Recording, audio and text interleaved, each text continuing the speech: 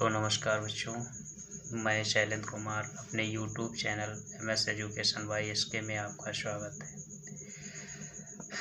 कल की क्लास में मैंने प्रश्नावली 1D का यानी कक्षा 10 की प्रश्नावली 1D का क्वेश्चन नंबर 1 और 2 सॉल्व करा दिया था। ठीक है, आशा करता हूँ आपने उसे देख भी लिया होगा। अगर आपने नहीं देखा है तो क्वेश्चन नंबर 3 को समझने से पहले क्वेश्चन नंबर 1 और 2 को समझ लीजिए। ठीक है, वो वीडियो आपको प्लेलिस्ट में मिल जाएगा। तो सॉल्व करते हैं प्रश्न नंबर 3। प्रश्न नंबर 3 कह रहा है कि निम्नलिखित परिमेय संख्याओं में से कौन सी संख्या को शांत दशमलव के रूप में व्यक्त की।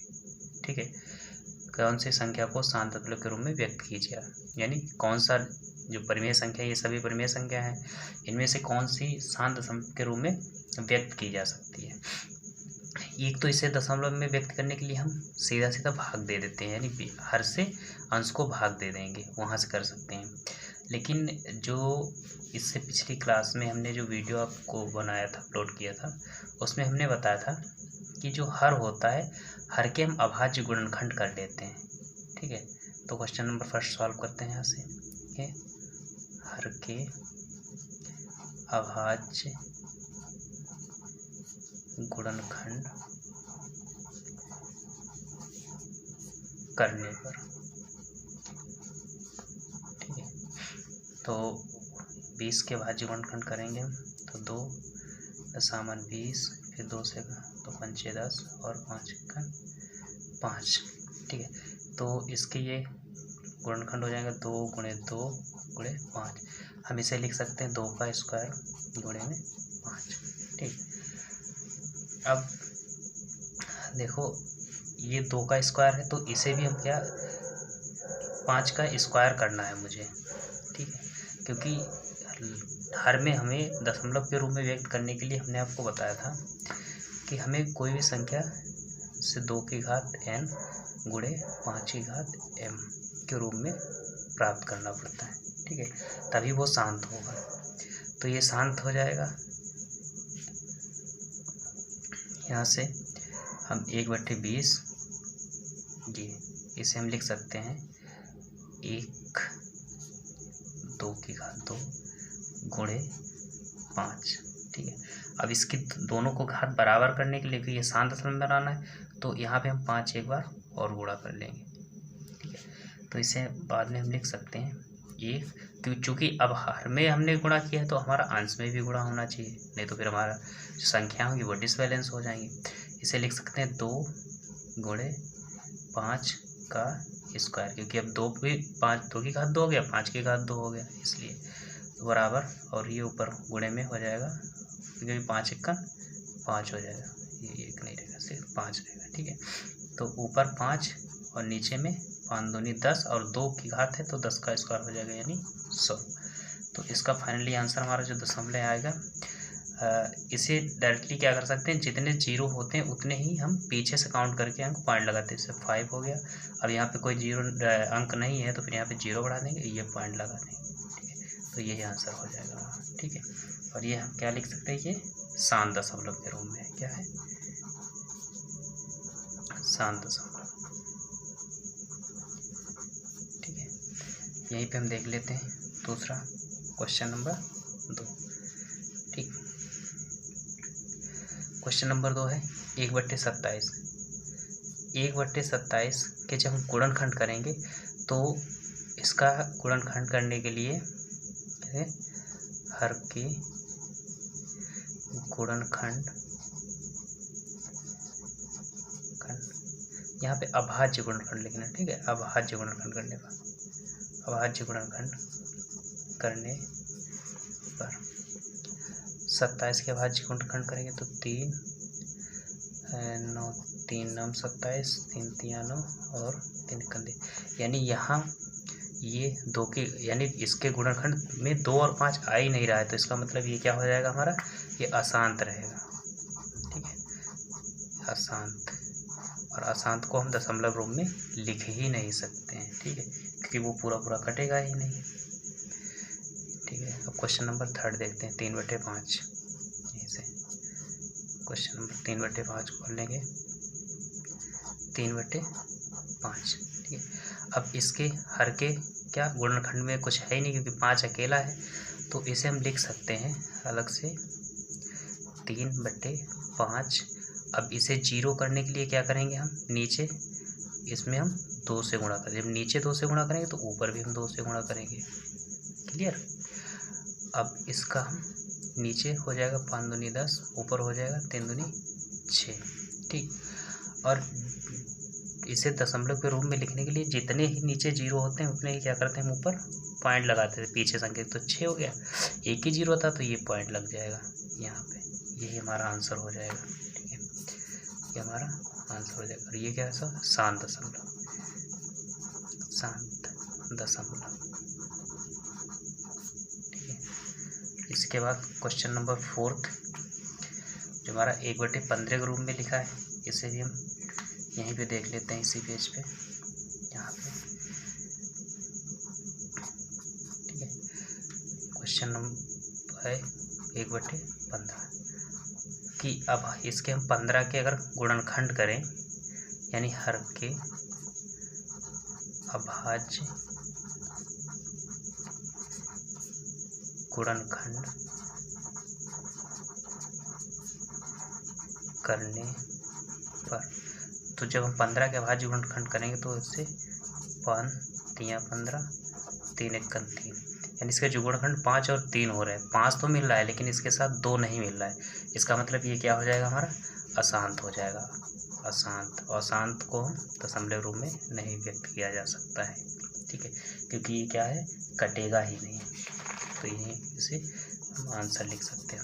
ठीक है, क्वेश्चन नंबर 4 सॉल्व करते हैं। तो क्वेश्चन नंबर 4 देखते हैं। लिखा है रूट में 3 माइनस रूट में 5 ब्रैकेट और रूट में 5 प्लस 3 के गुणनखंड की प्रकृति ज्ञात कीजिए। ठीक है, तो प्रकृति ज्ञात करनी है, तो इनको हम जब गुणनखंड के रूप में लिखना है तो इसे हम लिख सकते हैं रूट में 3 माइनस रूट में 5 ब्रैकेट रूट में 5 प्लस रूट में 3। ठीक है, यानी दोनों जगह सेम संख्या है, तो इसे हम इस रूप में लिख सकते हैं रूट का 3 का होल स्क्वायर माइनस रूट में 5 का होल स्क्वायर। जहाँ ये कैसे हो गया, क्योंकि फार्मूला एक होता है आपके कि ए स्क्वायर माइनस का बी स्क्वायर बराबर ए माइनस बी और ए प्लस बी। यही रूप जो खुला हुआ था हमारा, इसे मैंने इसके रूप में लिख लिया है।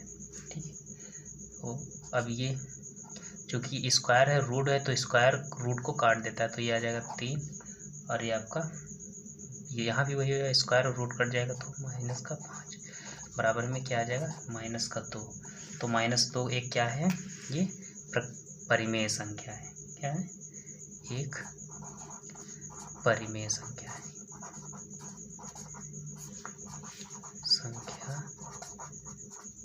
है, तो प्रकृति इसकी कैसी है, जो ये गुणनखंड लिखे हैं ये कैसे रूप में, परिमेय संख्या, ये हमारा आंसर हो जाएगा। ठीक है, क्वेश्चन नंबर 5 सॉल्व करते हैं। क्वेश्चन नंबर 5 सॉल्व करते हैं। क्वेश्चन है आपका 2 रूट में 45 प्लस 3 रूट में 20 बटे में 3 रूट में 5 का सरलीकरण कीजिए तथा बताइए कि प्राप्त हुई संख्या परिमेय है या अपरिमेय संख्या है। ठीक है, तो इसे हम सॉल्व करते हैं यहाँ से। तो इसे 2 रूट में 45 को हम लिख सकते हैं, इसके 45 के गुणनखंड करके 3 गुणे 3 गुणे 5, कोई फर्क नहीं पड़ा, वहाँ 45 एक साथ लिखा था मैंने, गुणनखंड किया 3 3 9 9 5 45। ठीक है, प्लस 3 और इस 20 के भी हम गुणनखंड कर लेंगे, इसे 2 गुणे 2 गुणे 5 बटे में 3 रूट में 5।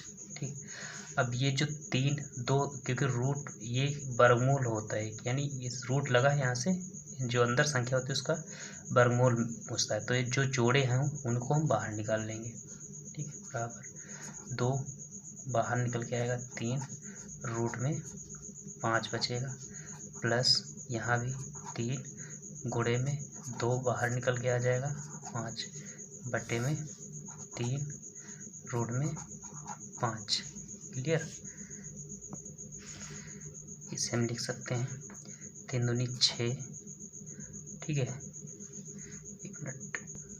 इसे हम लिख सकते हैं 3 दूनी 6 रूट में 5 प्लस 3 दूनी 6 रूट में 5 बटे में 3 और रूट में 5। क्लियर। अब ये प्लस हो जाएंगे क्योंकि रूट में दोनों संख्या है, तो इसलिए क्या हो जाएंगी, ये देखो रूट यहाँ भी 5 है, रूट यहाँ भी 5, तो ये संख्या जुड़ जाएंगी बराबर 12 रूट में 5। रूट वाली संख्या एक के लिए जाती है, ठीक है, 3 रूट में 5। अब यहाँ से ये रूट कट जाता है और 3 चक्कू 12, यानी जो बराबर कितना निकल गया, 4 निकल गया, ठीक। और 4 हमारी कैसी संख्या है, क्योंकि क्वेश्चन पूछा गया था कि जो प्राप्त होगी संख्या वो परिमेय होगी या अपरिमेय, तो 4 हमारी कैसी संख्या है, 4 हमारी परिमेय संख्या है। ये हमारी निकल गई 4 परिमेय संख्या है, ठीक है, 4 परिमेय संख्या है, ये हमारा आंसर हो जाएगा, ठीक है। सॉल्व करते हैं क्वेश्चन नंबर 6। तो क्वेश्चन नंबर सॉल्व करेंगे 6, जिसमें लिखा है बताइए कि रूट में 10 यानी 1029 बटे में 147 परिमेय है या अपरिमेय संख्या है, ठीक है। तो इसे सॉल्व करते हैं हम। इसके क्या करेंगे, क्वेश्चन आपका हो जाएगा 1029 बटे में 147, ठीक है। इसको हम 1029 को गुणनखंड कर लेंगे, 1029 के गुणनखंड हो जाएंगे, ये 7 से कट जाएगा, 7 एकम 7, अच्छा 3 32 हुआ, 7 चौक 28, 50 7 7 49, ठीक है। और 147 क्या है, ये निकल के आ ही गया, तो इसे काटने की जरूरत, क्योंकि नीचे भी 147 मिल रहा है, यहाँ भी 147 मिल रहा है, तो हम इसे लिख सकते हैं 10 29 गुणे में 7 बटे में 147, सॉरी ये यहाँ पे 147 हो जाएगा, ठीक है। थोड़ा ये मिस्टेक हो गई है यानी लिखने में, तो इसे यहाँ से छोड़ो, इसे यहाँ बाद में देखते हैं, ठीक है, अलग से लिख लेते हैं। तो ये इसके गुणनखंड हम लिखेंगे, यानी 147 गुणे में 7 बटे में 147, ये पूरा रूट में हो जाएगा, ठीक है। ये मैंने इसलिए ब्रैकेट में बंद कर दिया क्योंकि ये थोड़ा मिस्टेक हो गई थी, तो नीचे से देखते हैं, ठीक है।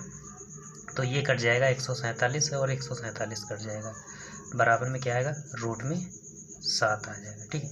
और रूट 7 में आई हुई संख्या, यानी कि रूट में कोई भी संख्या आती है जिसका प्रॉपर वर्गमूल ना निकले, तो वो हमारी कैसी संख्या होगी, अपरिमेय संख्या होगी। तो ये कैसे संख्या है, एक अपरिमेय संख्या है, अपरिमेय संख्या है,